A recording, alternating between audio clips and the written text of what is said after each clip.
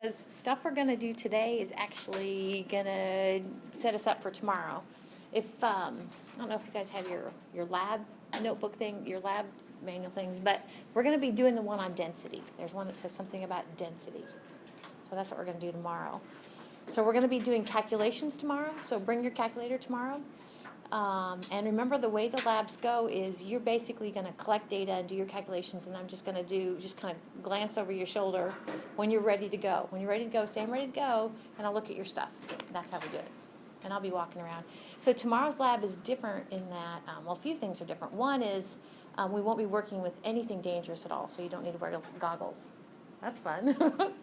But the other thing is I'm just going to kind of go over what you're going to be doing, the calculations, and where the equipment is, and then I'm going to turn you loose. So we're not going to kind of keep up together. So, but it's not a race. So that's kind of tomorrow. So, but we do need to get down the road with some of this stuff. So we spent a fair bit of time, and you did some homework kind of with regard to significant figures. You know, those like 5 or 6 rules of counting significant figures. To be able to count significant figures is important, okay, when it comes to rounding. I'm going to try to convince you of that. But in chemistry or in physical science, we do some of this. We do some addition and subtraction, okay, adding and subtracting quantities. But if you've done much with physical science, you probably know we do more multiplication and division than we do adding and subtracting. But how you round has to do with what your mathematical operation is.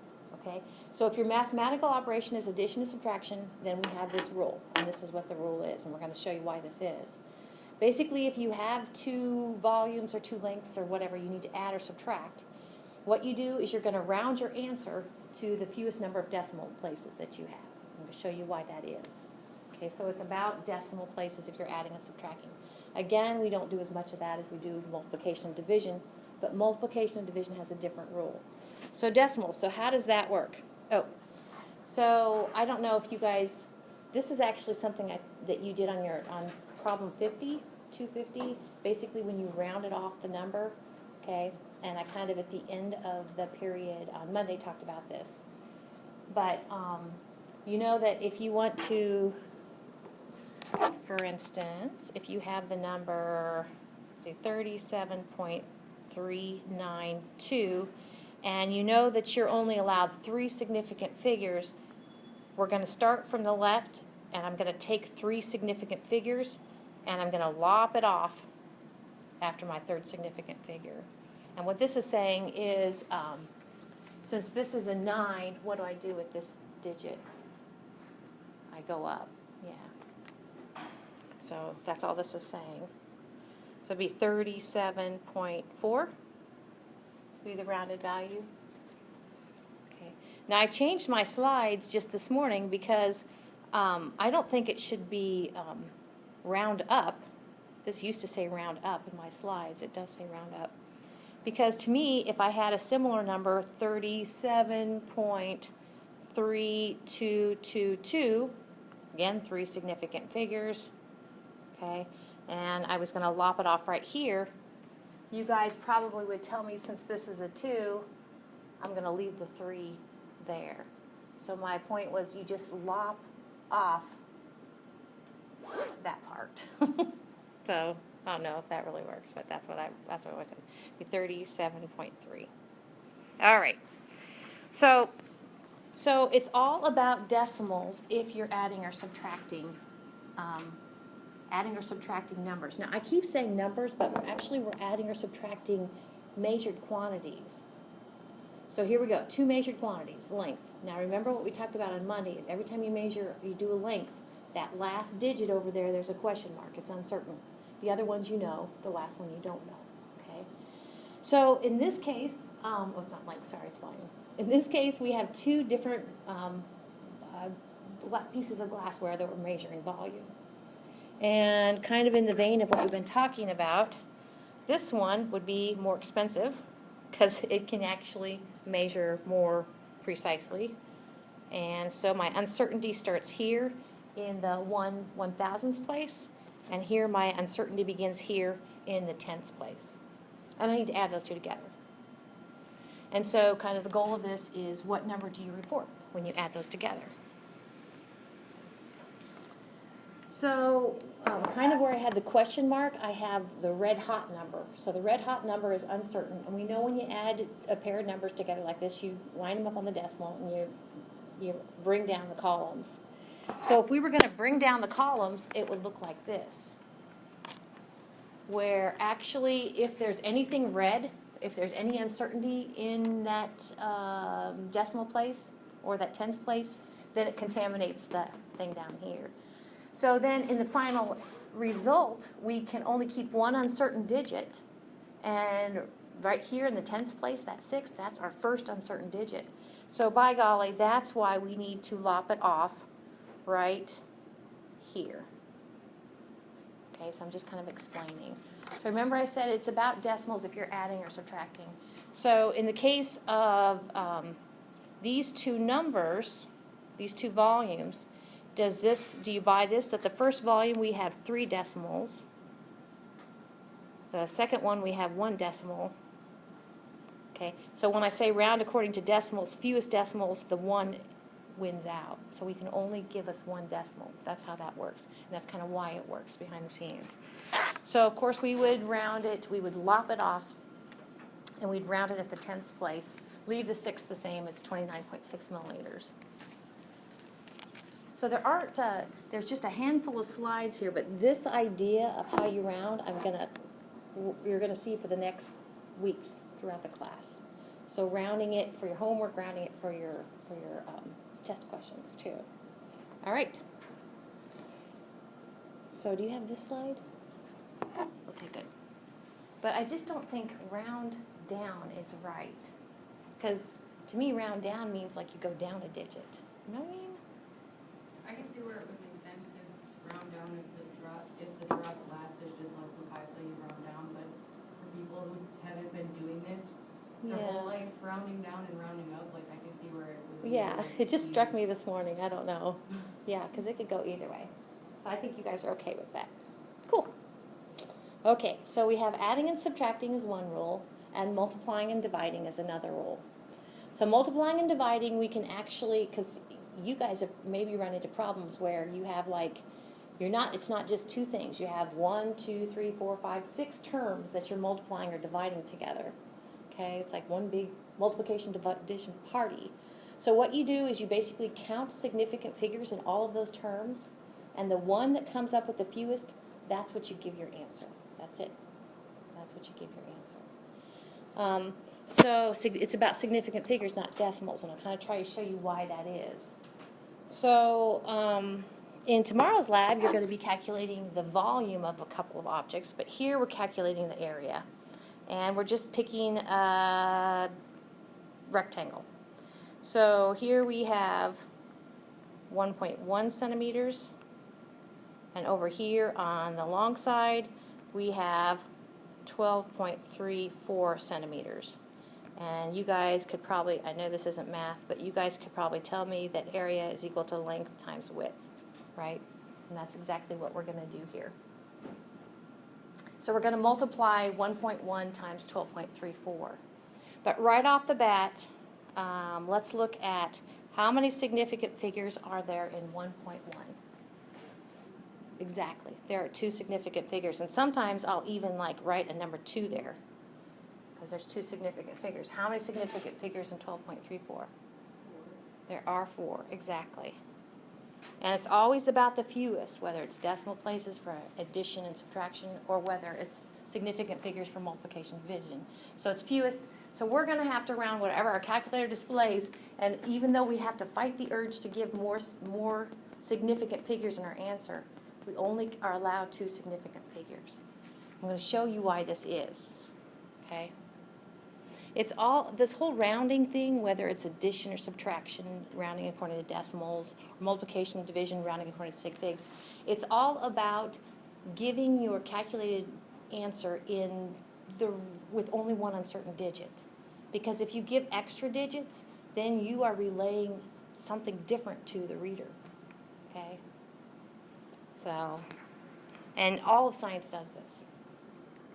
All right, so it's all about rounding. So, now, if we're going to multiply these 2 numbers together, the last digit is uncertain, so it's red. So a long time ago, I learned that I'm going to take that red hot 1, and I'm going to multiply it by 12.1234, basically. I'm going to write that down. Now, the fact that the 1 is uncertain basically contaminates those other digits that I write down. And then I'm going to go ahead and take that 1 in the 1's place, and I'm going to go ahead and multiply the 1, 2, 3, 4, but I move it over one column. It's been so long since I've done this. Okay, so you move it over one column. Then you add them together, or you bring down your columns. Okay, so we have a 4 in the last one, we have a 7 not there, we have a 5 there, we have a 3 there, we have a 1 there. Okay.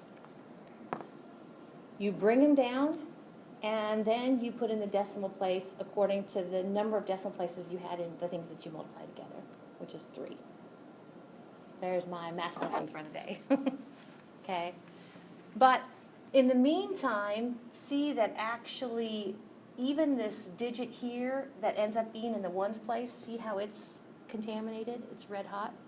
We can only keep 1 uncertain digit. I'm trying to kind of describe why this turns out how it does. This will always be the case. It's the fewest number of significant figures in your answer. So we're going to have to lop it here. But in this case, since this is a 5, we're going to round that 3 up. Okay. That's it. So it's kind of why it happens behind the scenes. Now, another thing that's kind of important about this kind of straightforward problem is notice that when we worked our problem, we kept our units. Those are called units. Okay, so 12.34 what? 12.34 centimeters, 1.1 centimeters. Okay, that's because units are very important as you work the problem. I'll try to convince you of that too. So actually, these units, centimeters times centimeters, is equal to centimeters squared. So that's kind of how that works. All right.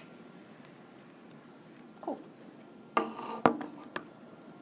So I bet you're okay with this idea that since we only could keep 2 significant figures, that last problem that you guys did for today, it almost seems like it should have gone with this homework instead of last homework. That's okay. Since we can only allow 2 significant figures, because that's all we have in our 1.1 centimeters, 2 significant figures, that limits our answer to 2 significant figures. We go from left to right. There's our 2, lop it off, and since this is a 5, round the 3 up. All right. So it's quite possible that when you're working your calculations, you figure out how you need to work your chemistry problem, and then you're like, oh my gosh, that term in my chemistry problem, it's an exact number. There's no red hot number. It's exact. And we talked about 2 ways you get exact numbers. One is by counting, and the other is by definition. Like by definition, 1 foot is exactly equal to 12 inches. Okay. So if you're using that sort of thing in any place in your calculations, you won't round according to that. You will not round according to that. You'll just let it go. Okay, let it go. Okay. Okay. So just to kind of remind you how this whole thing works, and you'll be getting some practice at this tomorrow in lab, and throughout the semester. So again, we do a lot more multiplication division than we do addition and subtraction. And I need to warn you, sometimes I forget to warn or mention to students, but when I say you round according to the fewest decimal places, it's possible that you don't have any decimal places. It's like a relatively large number. So you round according to the fewest decimal places or tens places, or tens places. Just to kind of follow up to that idea, let's say you have 1,310 inches plus, let's see, 900 inches. Okay, 1,310 inches plus 900 inches. There's no decimals. Direct. So when I say fewest tens places, can you see where, with regard to tens places, actually our hundreds here is are fewest. So in this case, we're going to round to the nearest 100ths. And actually, we can see why that is. I would put a question mark here over the 1. Okay? And actually, I have to put a question mark here over my 9. That's where my uncertainty is. And then when I bring down my answer, I get, let's see, 0. I'm going from right back to left again. 0, 1, 2. Bring up the 1, 2. So I get a 2, 2, 1, 0. That's what my calculator is going to display. And sometimes I'll write CALC next to what my calculator displays. But with regard to uncertainty, actually our uncertainty begins here, like I said, in the hundredths place because of this. There's uncertainty here, and there's uncertainty here. So if we're allowed only one uncertain digit, that's our uncertain digit. So we have to round right there in the hundredths place. So that's why your answer is 2, 2, 0, 0. And that is your correctly rounded. I put A and S for answer. Okay. All right. Very good. Wow, that's big font. So just to kind of summarize what we just talked about it's pretty important, but it was like the last 20 minutes, this idea of rounding. When you do calculations in any physical science, chemistry, physics, meteorology, anything, know that there is uncertainty in all of those measured quantities unless it's by definition or counting, okay? And you need to round appropriately. Okay, so let's take a look at these right quick. So these will be due on Friday. Be here before we know it. And we are going to go on to the next part, kind of setting us up for tomorrow.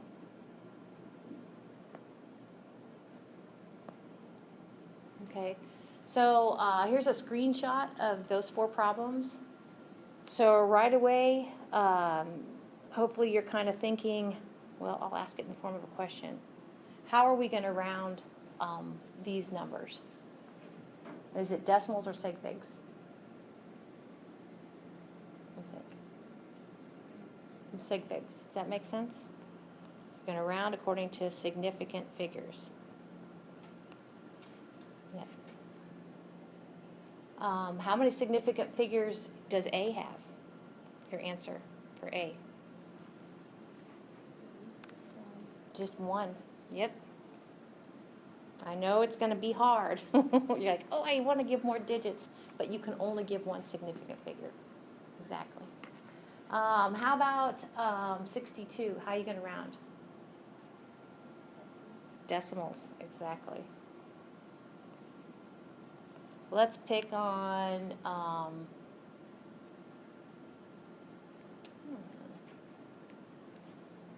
let's pick on C.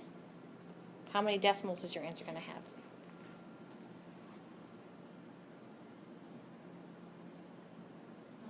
None. Very good. Did you see how she got that? There's no decimals here. There's 1 decimal here. There's 3 decimals here. And sometimes actually I write it over that. So I have 0 decimals, 1 decimal, and 3 decimals. So we give it no decimals. Yep. Very good. So down here, correct any answers that have incorrect number of significant figures. So the first one, how are we going to round it? The 64?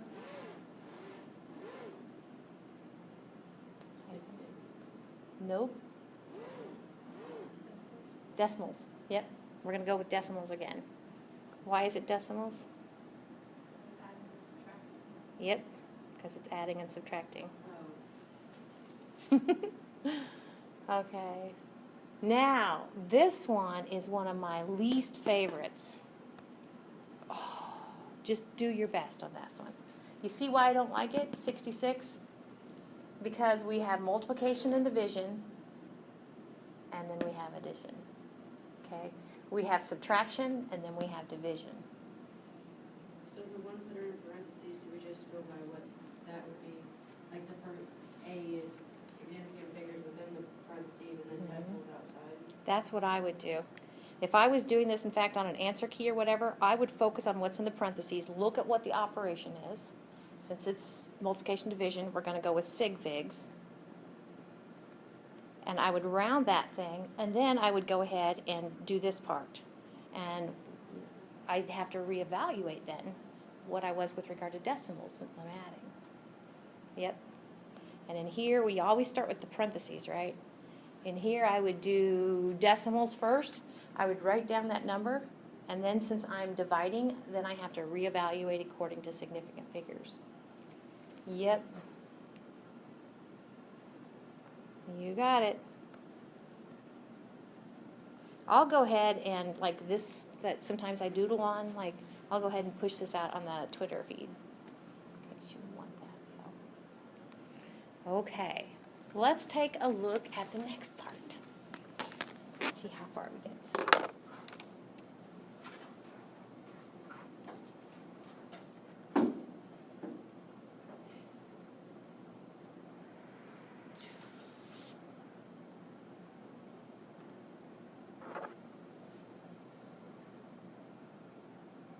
Okay.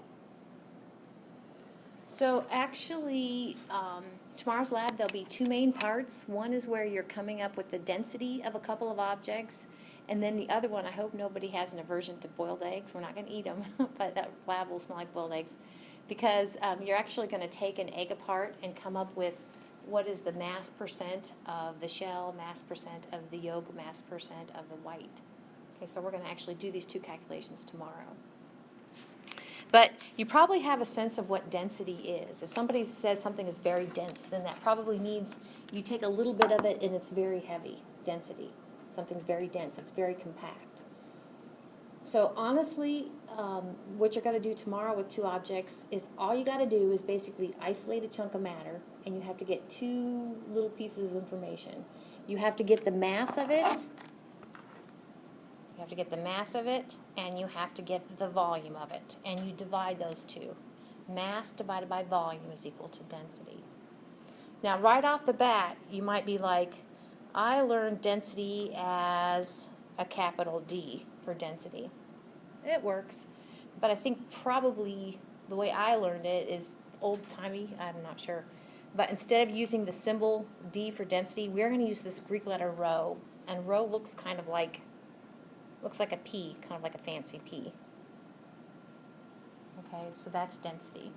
So how dense is an object? So if you'd say something has low density, that means, to me, that's kind of fluffy, low density. It means that actually if I have a certain amount of volume of that low density material, then my mass is pretty light. Okay. That's kind of how that works. Density is what we say a ratio or division, mass divided by volume.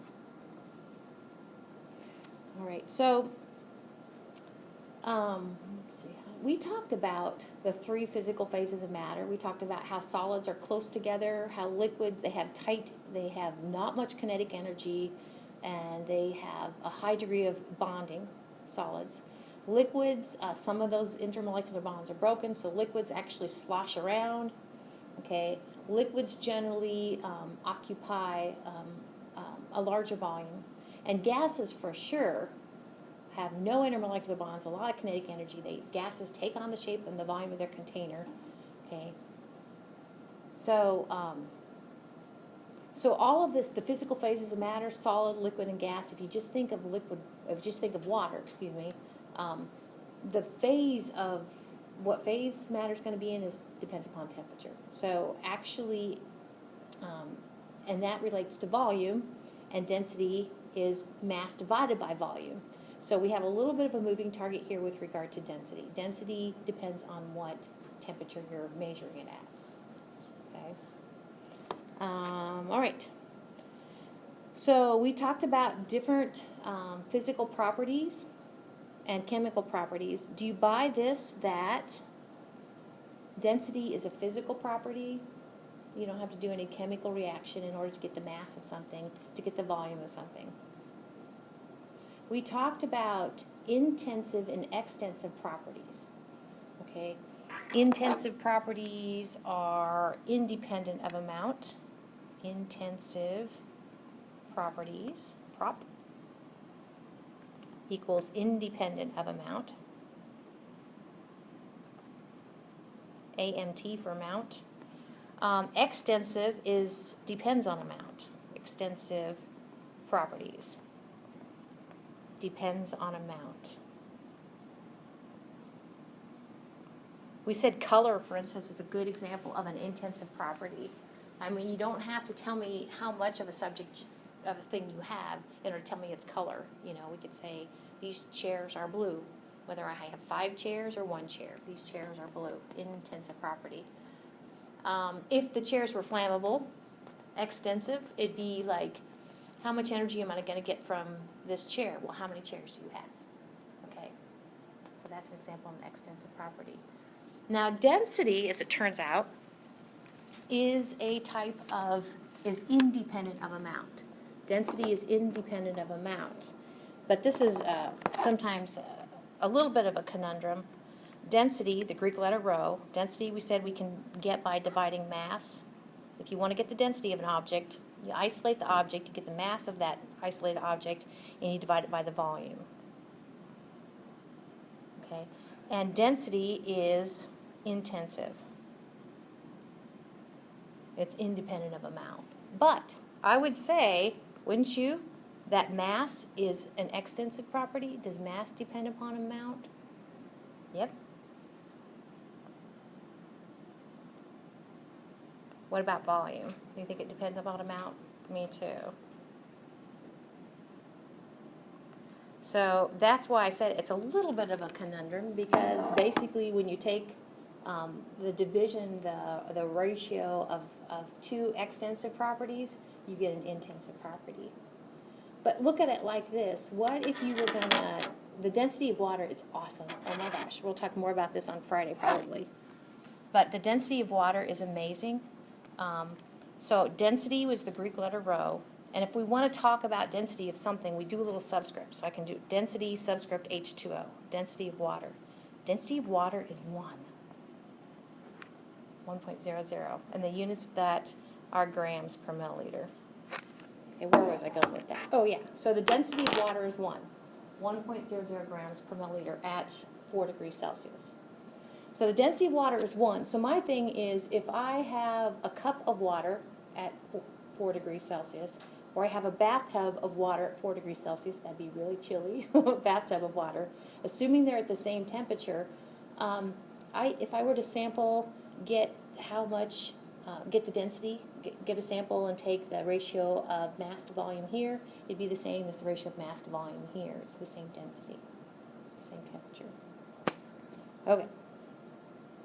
So units of density, in tomorrow's lab, you are going to actually, right off the bat, when you do density on 2 objects, one case you're going to get the density of, let's see, yeah, this first one, grams per milliliter, okay, that actually is going to be the density of your stopper. You guys are going to have a black stopper you're going to get the density of. Down here, grams per cubic centimeter, that is going to be the density of your block. So density is a ratio or division of mass divided by volume. So if you want to know what units density are, go back and say, well, what units would mass be? Okay, well, units of mass would be grams, and that's exactly what these units are. Okay, well, what would units of volume be? Well, good units of volume are milliliter. You know, like 500 milliliters, that's a volume. 1,000 milliliters, that's a volume. But another good unit of volume is centimeters cubed. So if you're like I don't know what the units of density are. Well, if you know density is dividing mass by volume, then you know that the units are going to be some sort of mass units divided by volume units. Okay. Oh, while I'm up there, I can't resist this opportunity. You guys were supposed to memorize the relationship within the metric system between milliliters and centimeters cubed. What is it? Do you remember? And it looks like this. Blank milliliters is equal to blank centimeters cubed. What goes in those boxes? Don't think too hard. One. They're within, it's a beautiful thing. It's within the metric system. 1 milliliter in volume is exactly equal to 1 cubic centimeter in volume. It's wonderful. And that's not a Z, that's an equal sign. Which reminds me, are you guys into zombies at all? Zombies? Z Nation? Okay, yeah, okay. My husband and I are catching up on that Netflix right now, so. Any questions about all this? One thing you might have a question about is, well, a few things, kind of right off the bat. Anytime you see, kind of got it all messed up, but anytime you see G/ml, anytime you see a slash like that, think of the word per. I bet you usually do. So this is grams per milliliter, but also think of it in terms of grams are in the top and milliliters in the bottom, just like this. Okay. If your gas mileage, you say I get 30 miles per gallon. Okay, I get 30 miles per gallon. 30 miles per 1 gallon. That's what that all means. All right. So density. So we're going to knock out a problem right here, and this is kind of what you guys are going to do in tomorrow's lab. It should go great. And we'll do an example here. So basically, like I said, you isolate the object, you get the fix on the mass and the volume, and then you divide. And make sure you carry along the units, okay, like you're supposed to, and make sure you round like you're supposed to. So part of tomorrow's lab is to kind of make sure we're kind of on kind of a similar track with regard to rounding. So we would round according to significant figures in a density calculation, okay? For that part anyway, for the division part. So this is kind of like what you guys are going to do with your block. Okay, so we have, if we did the area a minute ago, area is length times width. If you have, if you know the height, the length, and the width, I think I got unique things. If you know the 3 unique dimensions of a kind of a block-looking thing, okay, you can knock out the area. So area is equal to length times width times height. All right. So before we go ahead and do this problem, kind of how we're going to do it, we're going to use these dimensions to knock out the volume. Okay? So we're going to have to be multiplying these 3 lengths. Since we're multiplying, we're going to round according to significant figures. Oh, did I say area? Did you guys let me do that? Oh, darn it. Come here. Okay, volume, much better. Volume is equal to length times width times height. So since we're multiplying, we're going to have to round to significant figures when we multiply these 3 dimensions. How many significant figures in 2.21? 3. There are 3. How many significant figures in 1.05? There are 3. How many significance in 0.76? Only 2. So with regard to the volume, we can only go with 2.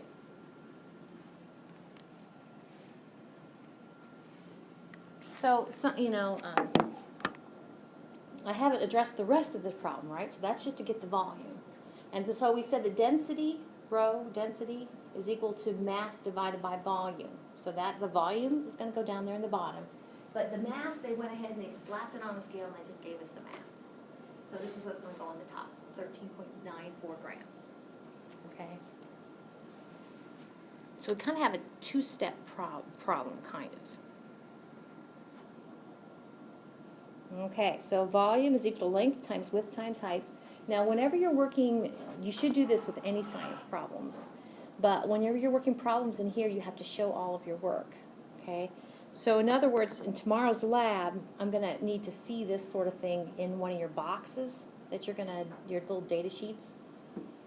So we can knock out the volume of this block by taking the length times the width times the height. So it's going to look very similar to this, your sheet tomorrow. Okay, volume is equal to, and notice I'm just kind of using parentheses to show that I'm multiplying those three terms together. Okay. So what are my units going to be? What's centimeters times centimeters times centimeters? Centimeters cubed, exactly. And we're going to round according to two significant figures. Okay? So if you do that on your calculator, I'm going to grab my calculator because there is something to kind of mention here. Sometimes I would encourage people to put the unrounded value too.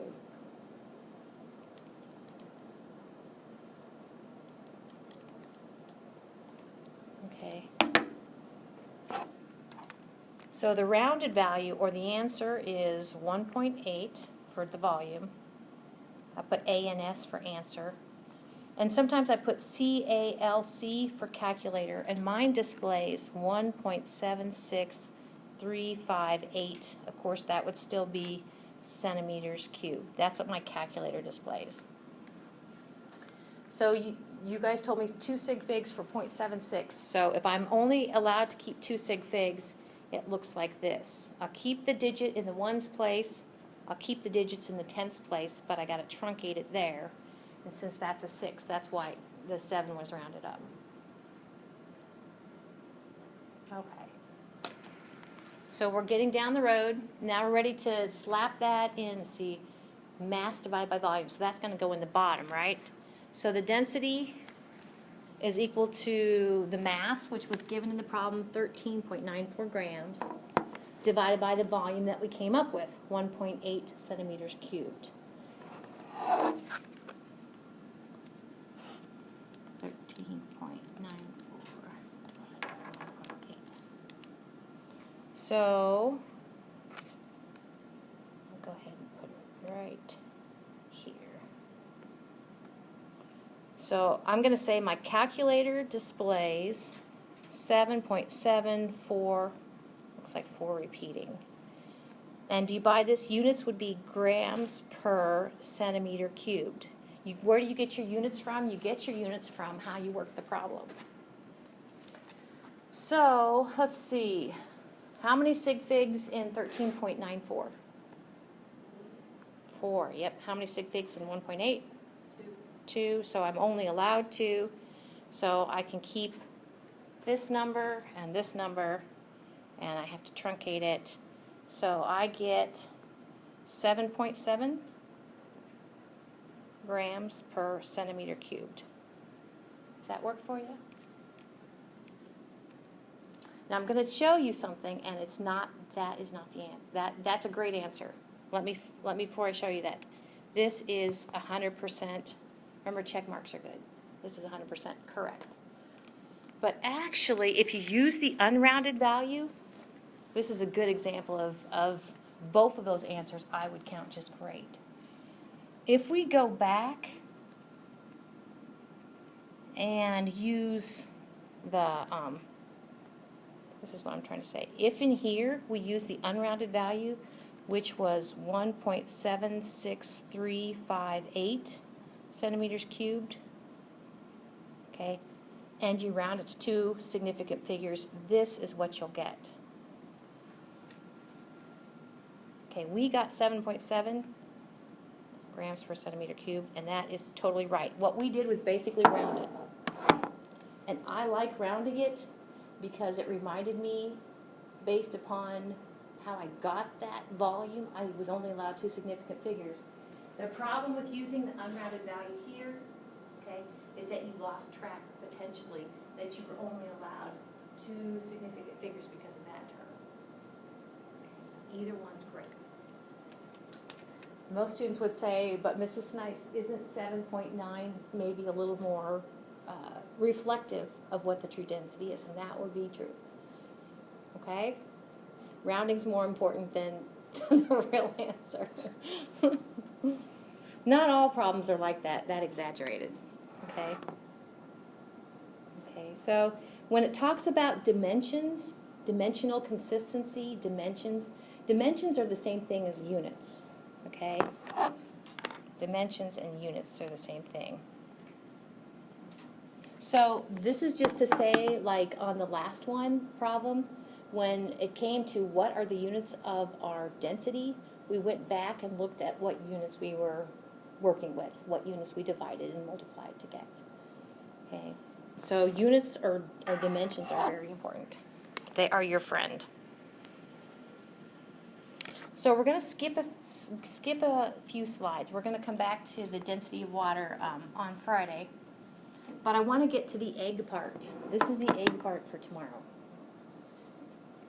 So it's if you were to have let's see, they have to be a heterogeneous solution. But if you were to have a solution that was 50 grams of water and 50 grams of sugar, you're like, dude, I don't think that much sugar would dissolve in the water. I agree.